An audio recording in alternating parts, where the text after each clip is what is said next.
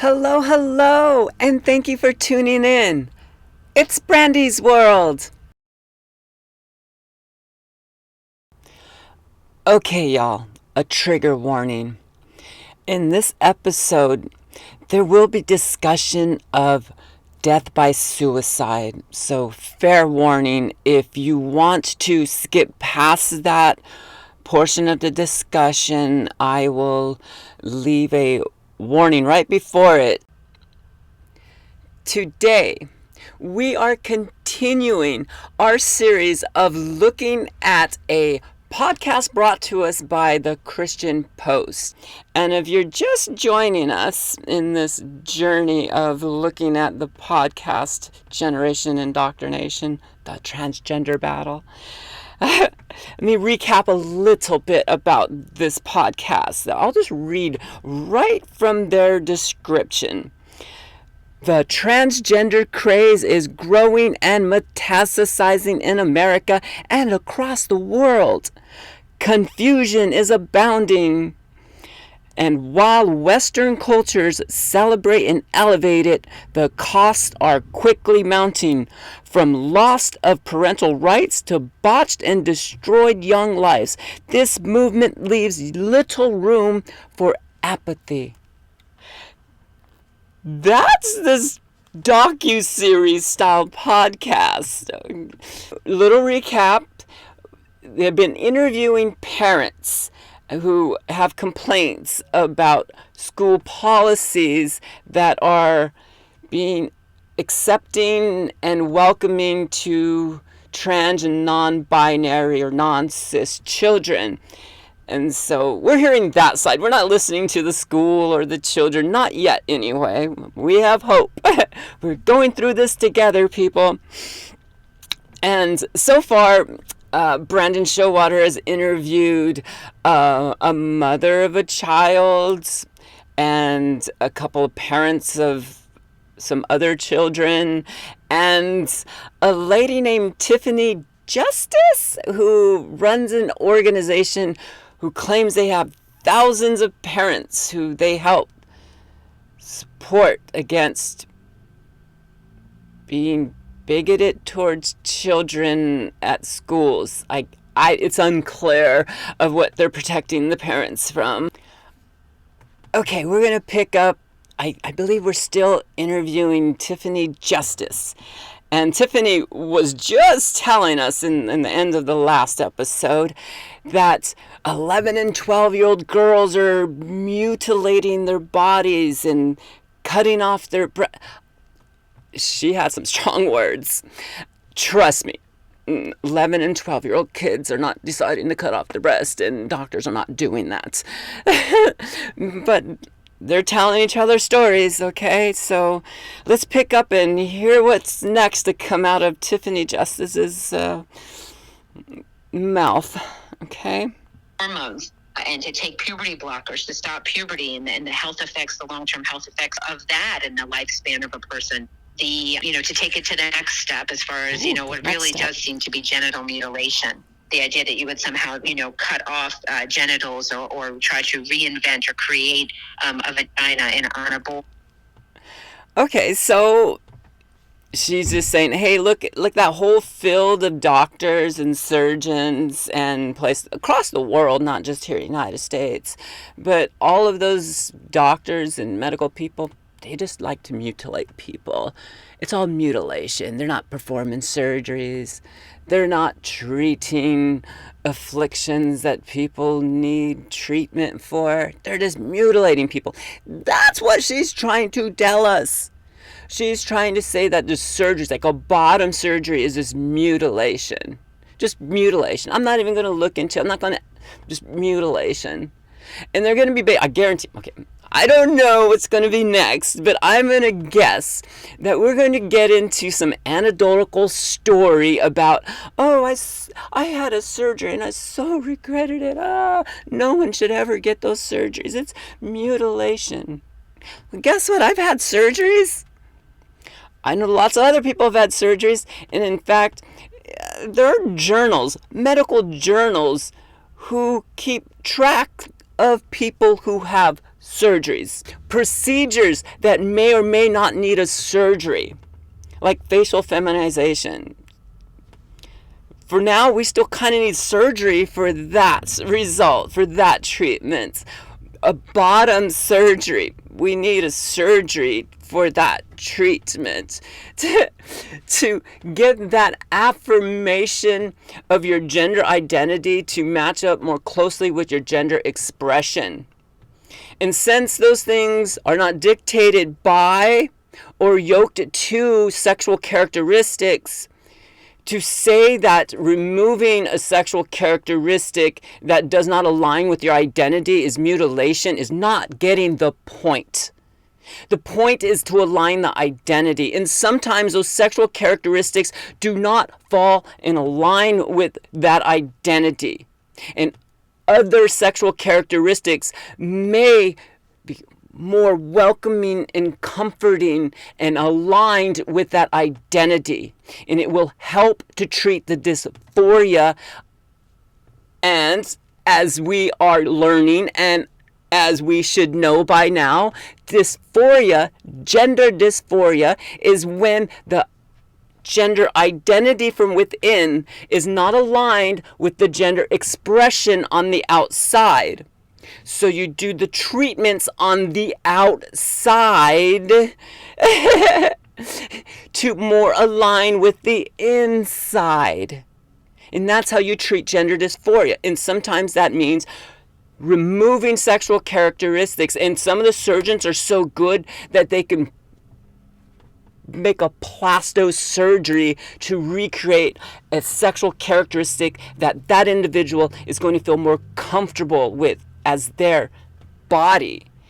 Will help align with their identity, will help their expression. Just because you don't understand a surgery doesn't mean it's mutation or mutilation, okay? And it's not for you. No one's saying you go get a bottom surgery. You don't ever have to get a bottom surgery. Not for you. Don't deny it for people who it's for. Do not poison that well for people who may need that service, who may need that treatment. That is not fair of you. If you don't understand or like a surgery or a treatment, don't get it. But don't shame those who need it and want it. Boy, and I mean, just these things are things that are, it sound like horrible medical experiments that leave children really, and as a mom and a wife and a woman who has a really great marriage, people laugh at me because I'll say, I think having an intimate sexual relationship with your partner is a wonderful part of having a marriage and a relationship, but that's not even an option for these children when they grow up. January Littlejohn concurs, and after her own horrible experience with her daughter's school, and the other lady who doesn't understand what's going on with their child concurs. Yeah, I have a mold for my child, and they better fit in that mold, damn it. If they try to crack out of that mold, I might not understand it, so they better not do it. That's what I'm hearing. She's now sounding the alarm on the quote-unquote affirmation-only approach that many institutions have embraced. She's warning of the life-altering impact, one that can literally destroy children's sexual futures. These only affirming protocols complicit in this social contagion we're seeing. But now you have schools actively teaching children that they can be born in the wrong body, that they choose their gender identity.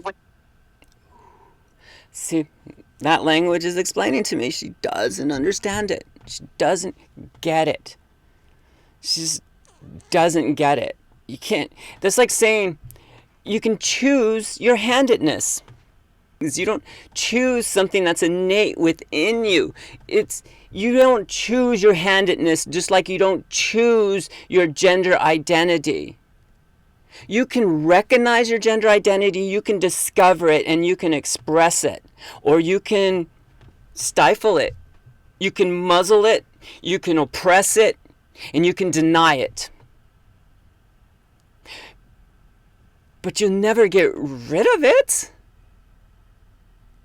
I discovered my gender identity. I didn't choose. I didn't wake up one day and choose. I woke up one day and discovered. I didn't choose. Of your sexual orientation was a choice. My goodness, if your gender identity was a choice, are you choosing? That's interesting. Wait.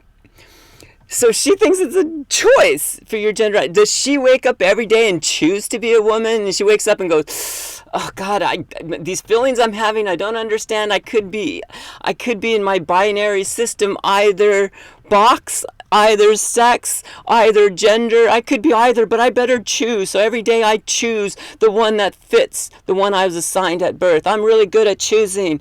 I chose correctly every single day."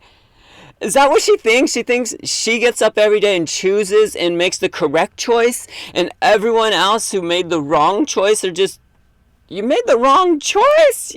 You're supposed to choose, and you're supposed to choose correctly. I did not choose. I discovered. There's a huge difference, lady.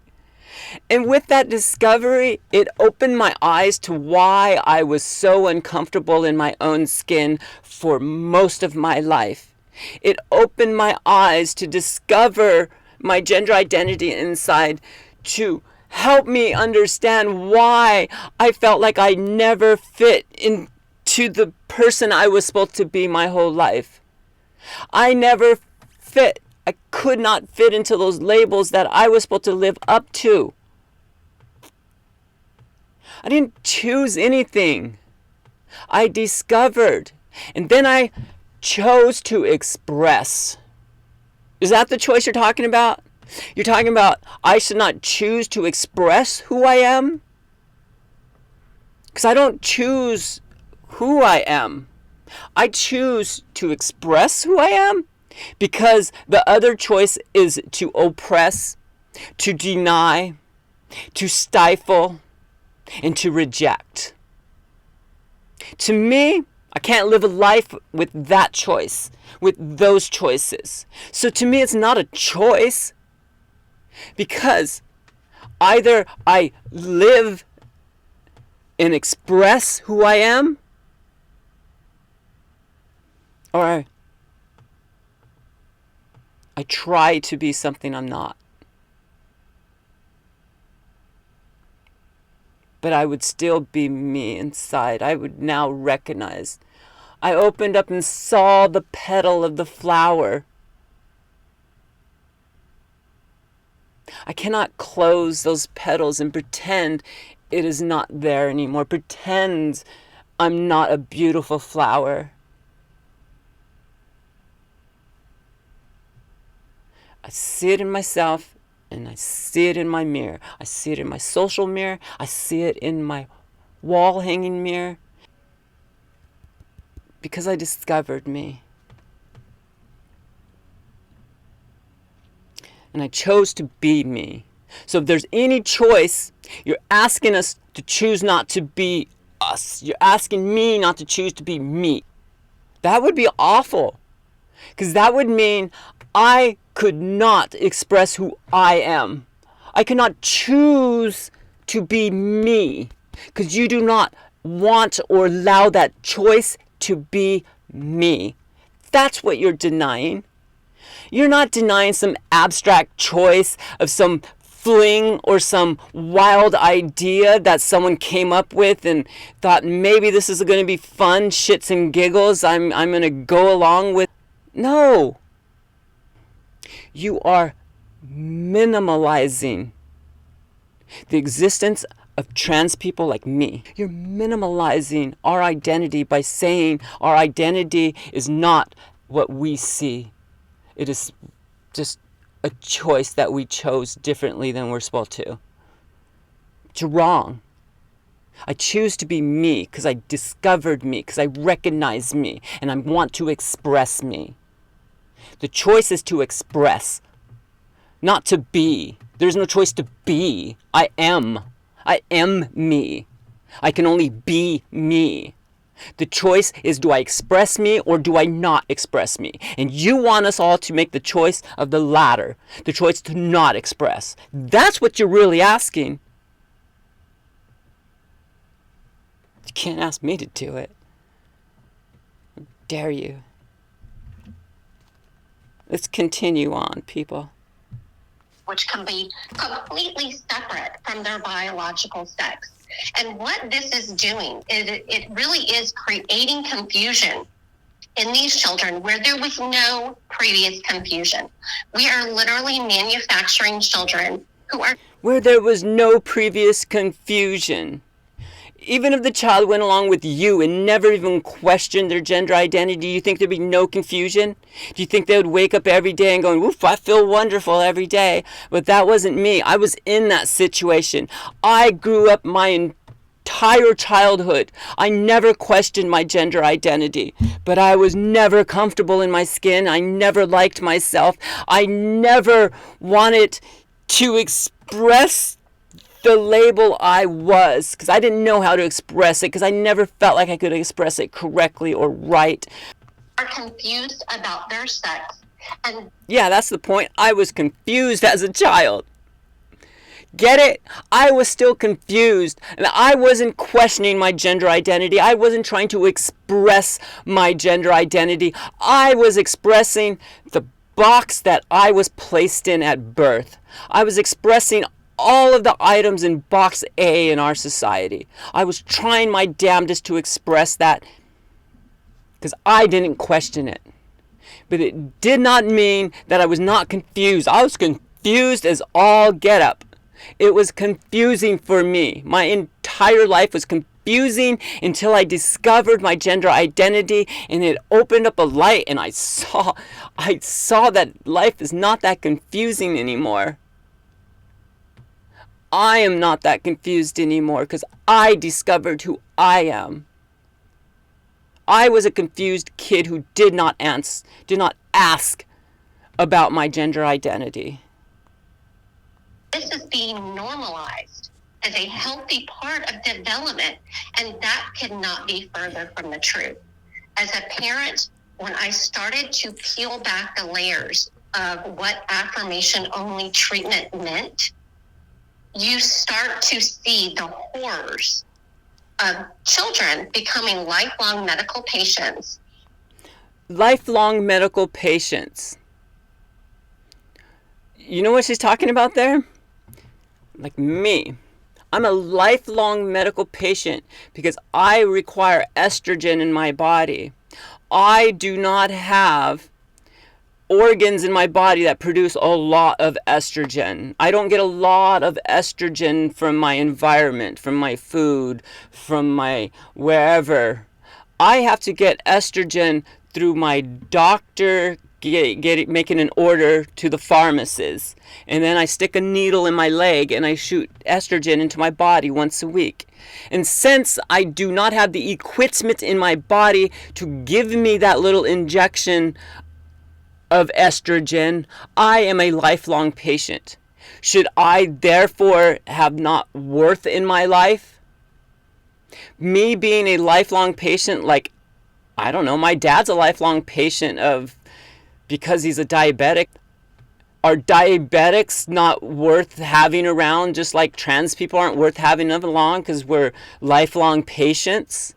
Is that what she's getting at? Let's follow her logic. Where is she going with lifelong patients? Yes, for the rest of my life, I require estrogen. It's simple, lady.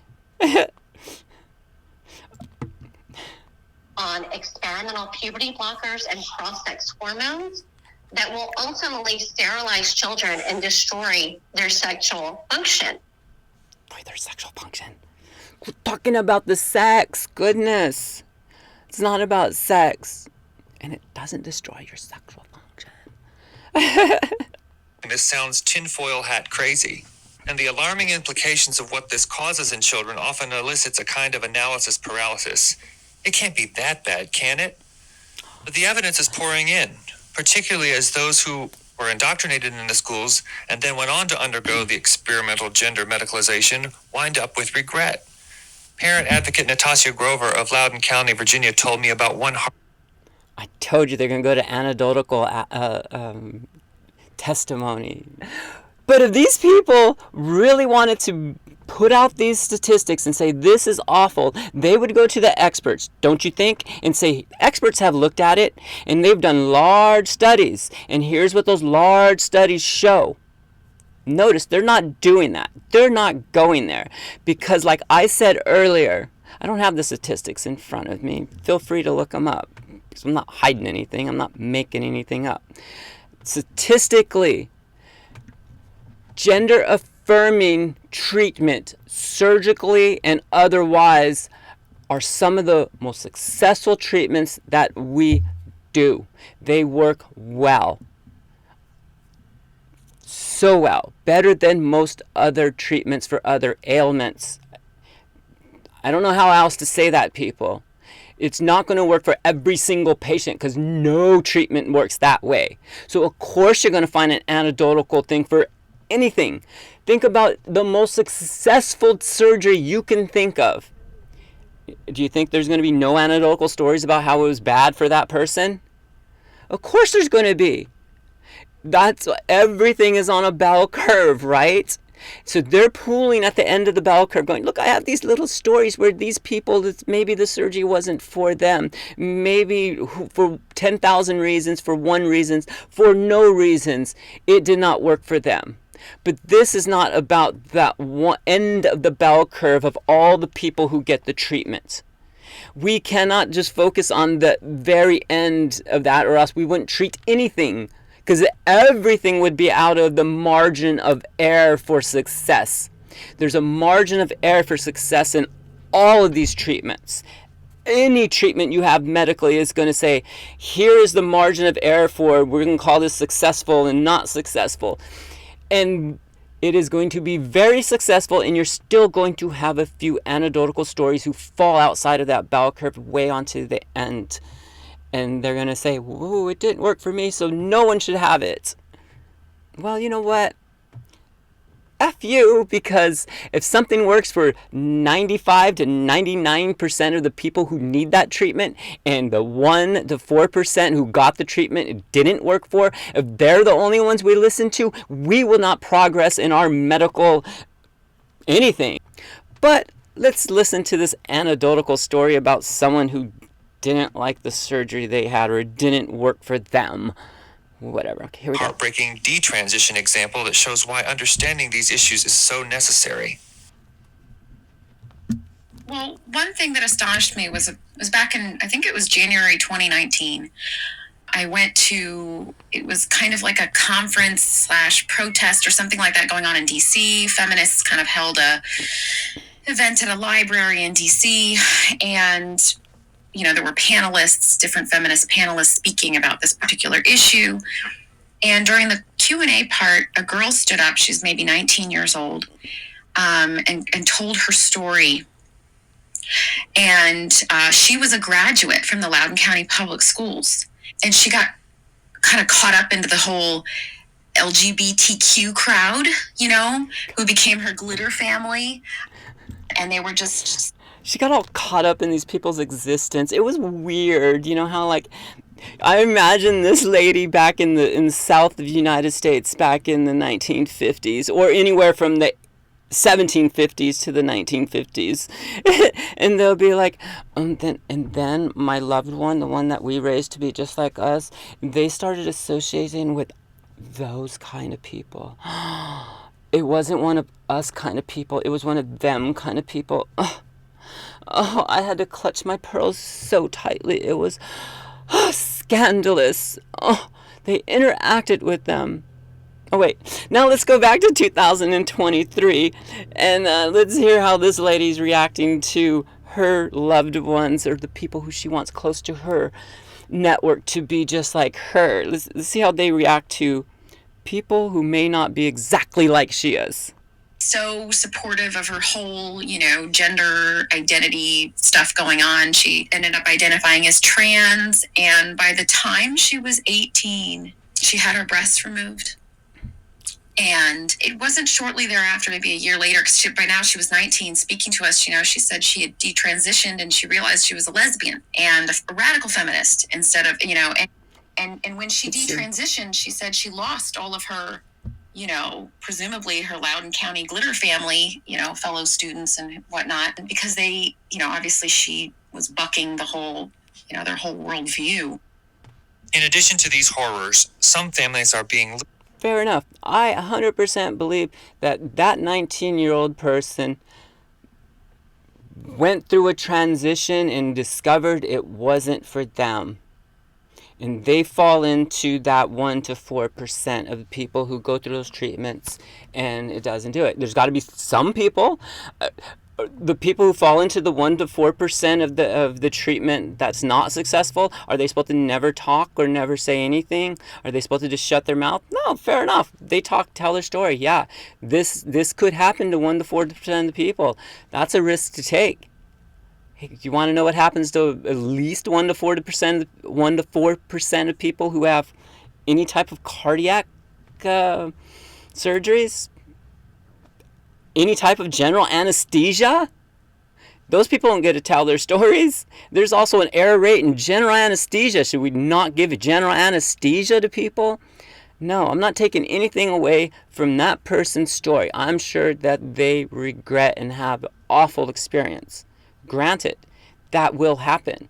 That will happen in a population as large as us. We're 1% of the general population, but that's still millions of people who are trans. And in those millions of people, not all of them are going to get treatments, but who do get treatments, it's not going to work for all of them. But it's going to work for the vast majority of them. And that's what we look out for, the vast majority of people who need a treatment. And a treatment X works for the vast majority. We don't deny the vast majority because on patient X and Z, it didn't quite work for them. If it works for all the others, that's what we kind of go with. It's not the best system and it's not perfect, but it does work. Literally torn apart by this ideology. Tiffany shared with me one of the most heartbreaking stories that she'd ever heard.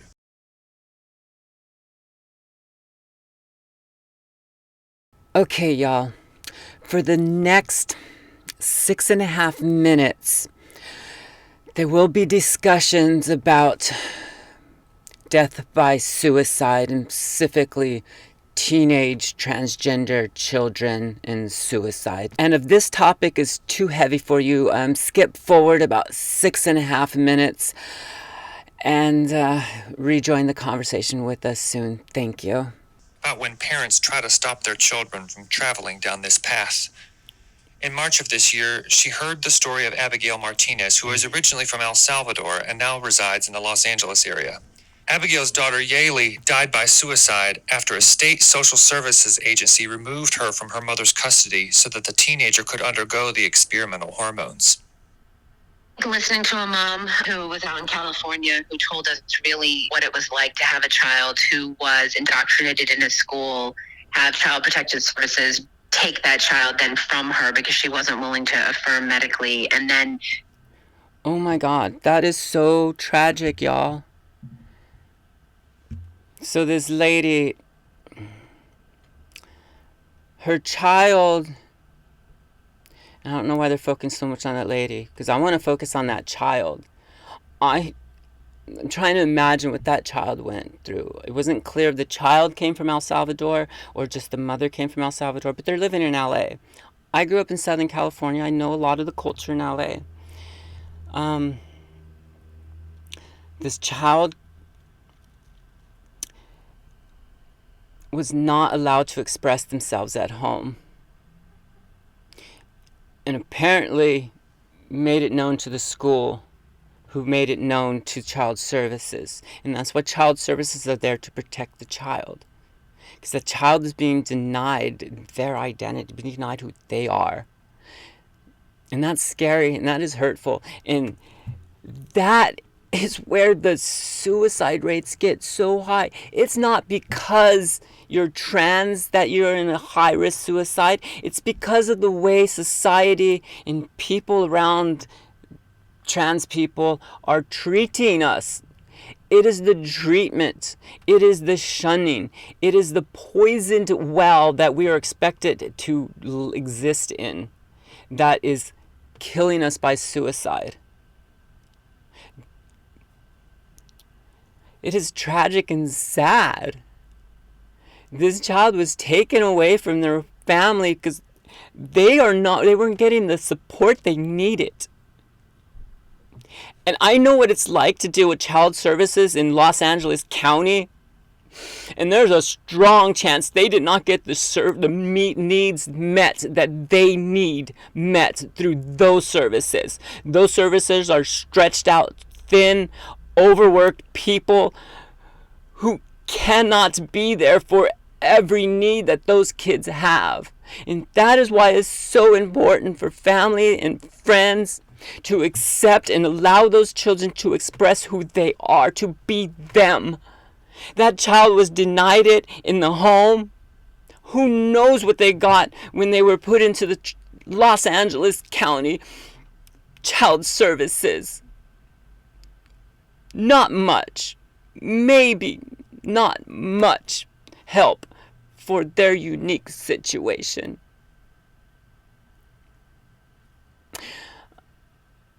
Oh God. This poor child had no one to turn to. No one to hold them up and allow them to express who they are. That's what I'm hearing.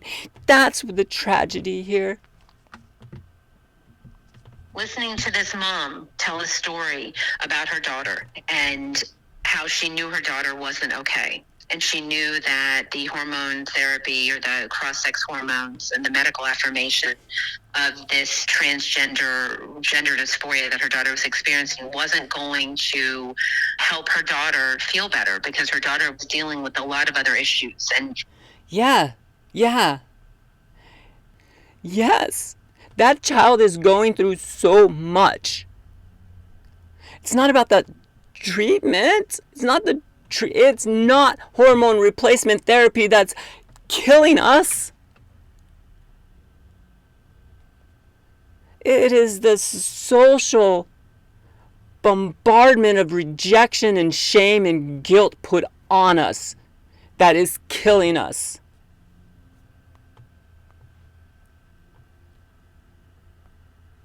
Just listening to a mom who knew her daughter, who knew that her daughter was depressed and was dealing with other mental health issues.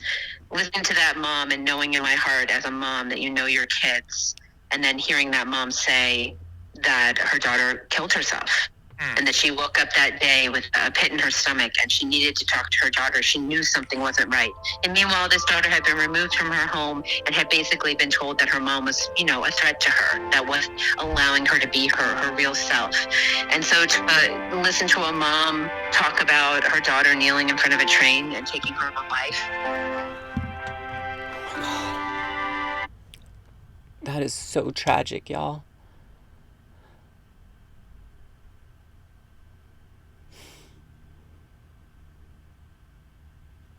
Even after that child dies, it seems like they're not recognizing who they are.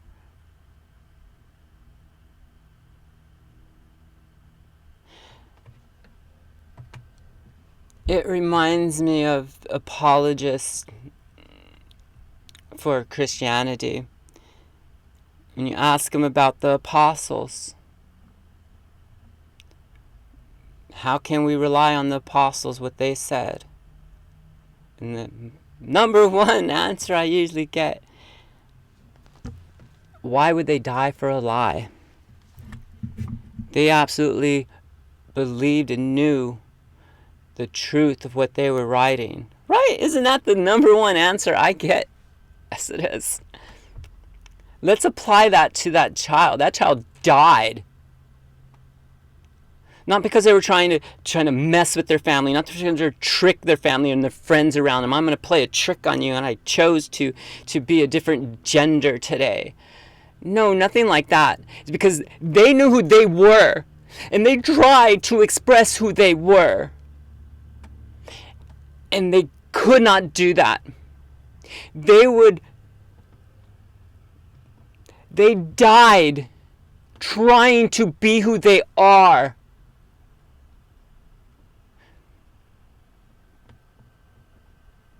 That is tragic.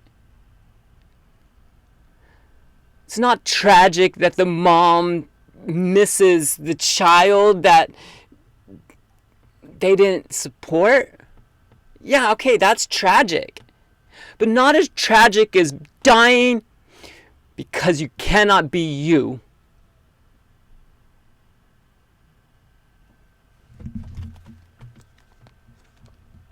The battle over our schools and parental rights has never been more pertinent. And as moms and dads flood school board meetings with their grievances and begin demanding answers about what's being taught in the classroom, it's clear that one thing is essential: engagement, both inside the home and in the community. Aaron Thomas encourages parents to insist upon getting accurate information out of the school boards and for parents to make their voices heard. But it all starts at home. I would just say pay attention. Talk to your kids, ask questions, sit around the dinner table. What'd you do in advisory today? Were there any special assemblies? What's on the walls of the schools? Let's look at your textbooks. Let's look at your computers, I agree with all those statements. Yeah, I like parental involvement with the student. That sounds nice. Yes.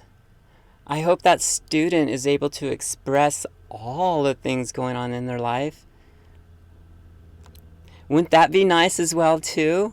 If your child is not only feels free and comfortable with you to express what's going on in their school, but they can also express what's going on in their heart, in their head, in their friendships, in their other relationships outside of your relationship with that child. Wouldn't that be nice to be involved in that as well and be supportive of that as well? Or do you want the child to be afraid that they're not going to fit the mold when they share with you? If they're sharing with you parts of their life that doesn't fit your mold, is it the same pleasantries that they're getting by talking about the lovely little pep rally that they just went to? Anything, and just share information with other parents, because there were many times that our kids may have not noticed something, but another parent did. Attorney Bernadette Broyles agrees, urging parents to take back the mantle of leadership in their families. Our children are having an identity crisis because parents have been having an identity crisis. We need to reacquire who we are. We are the authorities that both God and law have given over children because we... Wow, they're the authorities that both God and law given over children. Oof, I hope it's the correct God. Goodness. Some of those gods talk about children getting bashed onto rocks, and we don't want to deal with any gods like that. We love them the most. We know them the best. And so we have that responsibility to acquire who we are. We are the authorities that both God and law have given over children because we love them the most. We know them the best. And so we have that responsibility to guard them and to guide them into a healthy adulthood. And so therefore... Yes, I agree with that. Help and guide them into healthy adulthood. Agreed. Now, should that adulthood that you help guide them to be their adulthood, or should it just be a reflection of your adulthood? Should they be able to express who they are, or should they only be able to express who you want them to be? I think that's kind of key here. Reacquire our identity as the authority figures in their lives that we are, and then communicate that to your school, to their teachers, to their principals, and whomever else is necessary. Yes, but you don't own your children. Look, you're the caregiver to that child. And you're only the caregiver to that child because you demonstrate to the state that you can. Because if you demonstrated or the state assumed and investigated that you were not best caregiver to that state, guess what? You no longer have that power. It is not innately your power, not even in these United States, our freedom of our United States.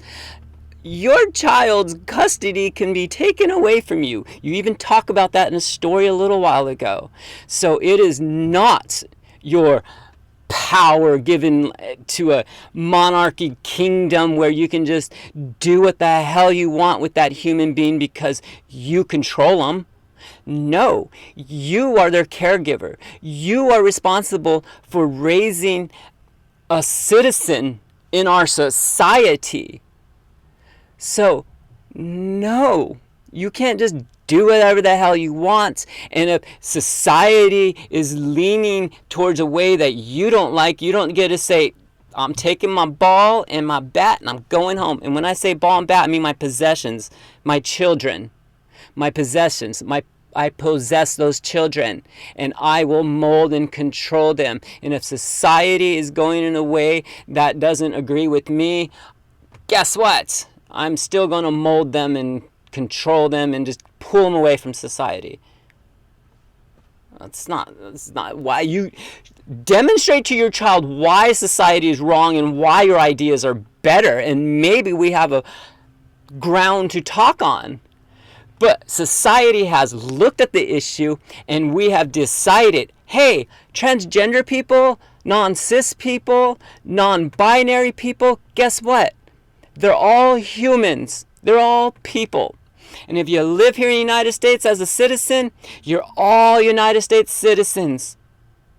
And you deserve all the rights and all the privileges as any other citizen and human in this area, right? In this space.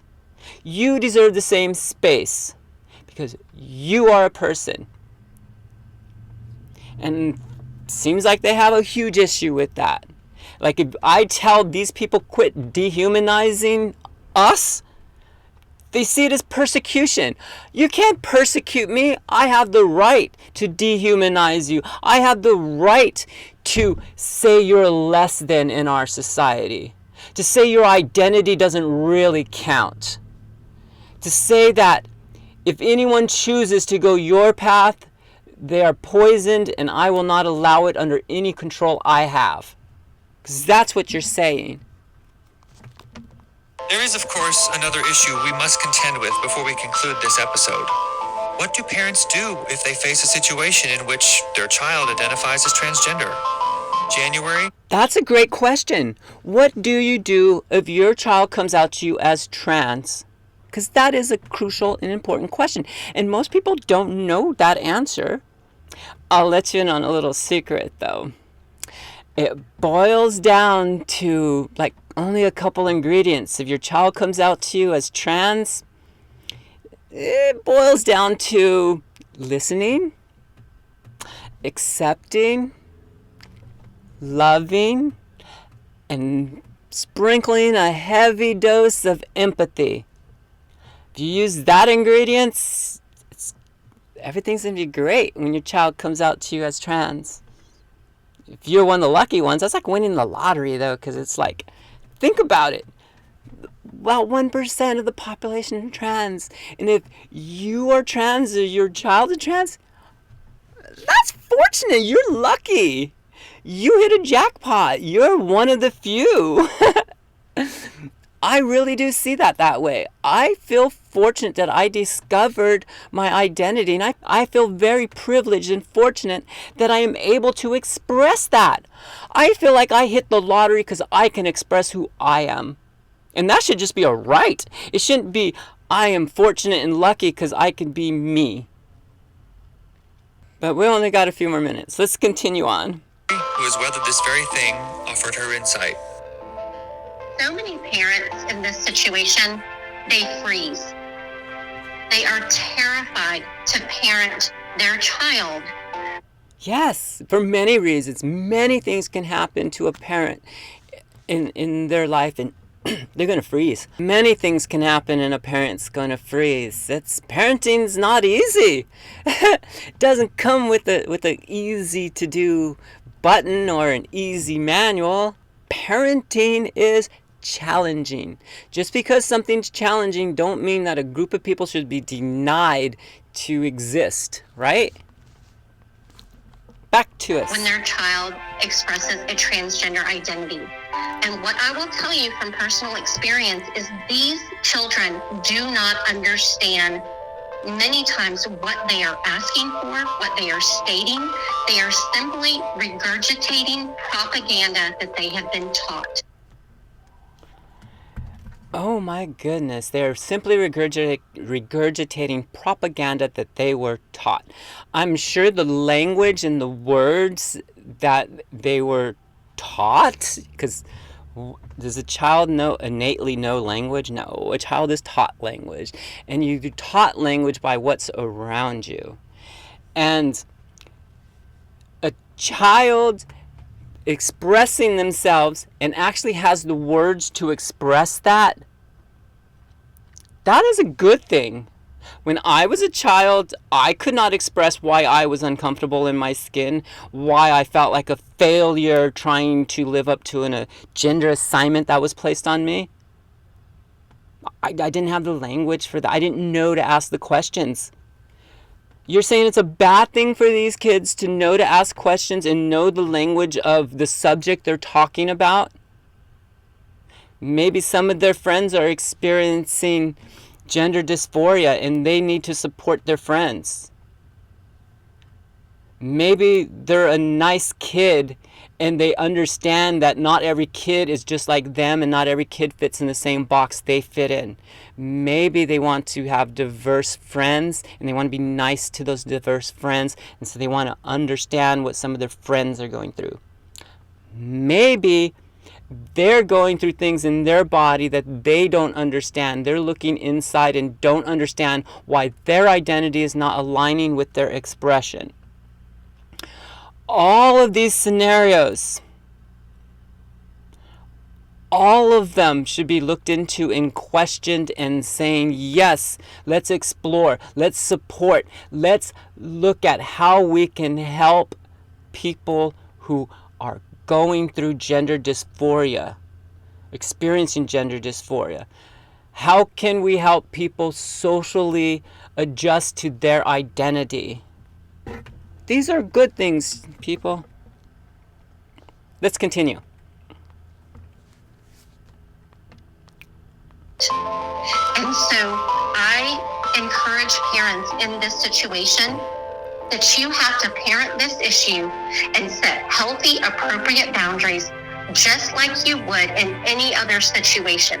Like if your child was asking for a tattoo or a piercing that you didn't approve of. Because a lot of these... Wait a minute. You're saying a child coming out and saying, this is who I am, is equivalent to, hey, look, I got a tattoo. Yeah, I got a tattoo. I don't remember which arm. I have a tattoo. That is not the same thing. The tattoo is the expression of what's in their head, ideas. They want to create some art on their skin. That's an expression of something they wanted to express and display. Them coming to you and saying, this is who I am. May I express that? And you're going, this child wanted a tattoo and I told him wait till they're 18. You're telling me who you are, and I'm telling you, no, you're not. You're not that. At least you're not that until you're 18. Is that what they're going to say? Is that the advice? You cannot be you while you're under my roof. Because these are the rules under this roof. And as long as you're under this roof, you are going to abide by these rules. And these rules say, no, you're not. No, you're not who you think you are. No, you're not who you feel you are. No, you're not, because you don't have that label. You love your child, but you love that label that was placed on them more than their feelings of who they are. Or at least you're not allowing them to express who they are. Or do you not want them to be who they are? Because they can't change the being part. They can't change the inside part. So, do you want them to express who they are or not? That's what it comes down to. As a parent, maybe you can stifle and push down a child and force them not to be themselves. Also look at the rates of suicide of transgender children. Children who die by suicide. Those who identify as non-binary, non-cis, or transgender is far higher than any other group of children right now today. And it's not because treatments are getting. The lack of acceptance, the lack of empathy, the lack of recognizing of who they are and supporting that. Them not being them is what kills them. Not supporting them is what kills them.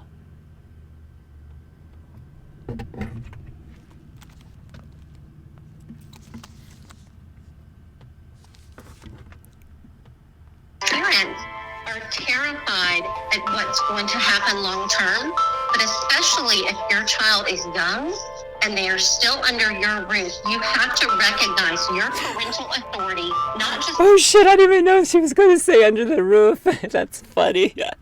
As long as you're under my roof. That's funny. Oh, goodness. in the school system, but in your home. You have to parent this issue like you would any other issue out of love. And Is any other issue saddled with the highest percentage of death by suicide? Is it? Is sneaking out of the house to go bowling going to kill most children who sneak out of the house and go bowling? No, not even hardly any of them. But not having support for being who you are is killing children. And you're telling these people, as long as the children are under your roof, you don't have to accept who they are. You don't have to support any kind of expression of that. And you can lay down a law that says they better not express it. This is, ooh. unconditional love that you have for your child. That is how parents in these situations. Loving a child is not the hard part. Monsters love their children. The worst people you've ever met probably love other people. Love is not a hard human emotion to experience. Of course you love your children. How do you treat the people you love? How do you treat them? Do you treat them in the way that they want to be treated? Do you treat them in the way that they want them to be molded? Have gotten their children to desist and move along a path of self-love and acceptance instead of confirming and affirming the self-loathing that we see when children are captured by this ideology. Our children matter, which is why this issue desperately needs more attention, I don't want to beat understanding, that into and the ground scrutiny. anymore. In episode 2 of Generation Indoctrination, we'll explore several dimensions of the medical malfeasance at the center of transgender ideology. Stay tuned. Okay. I guess we're going to have to stay tuned for the next episode. We're going to get into some medical stuff. Oh, this is going to be fun. All right, people. I'm a little bit warm. These people get me a little worked up. All right. Okay. Until the next episode, I will see you all soon. Remember, love yourself, but more importantly, like yourself. And treat people the way they want to be treated. Bye-bye for now.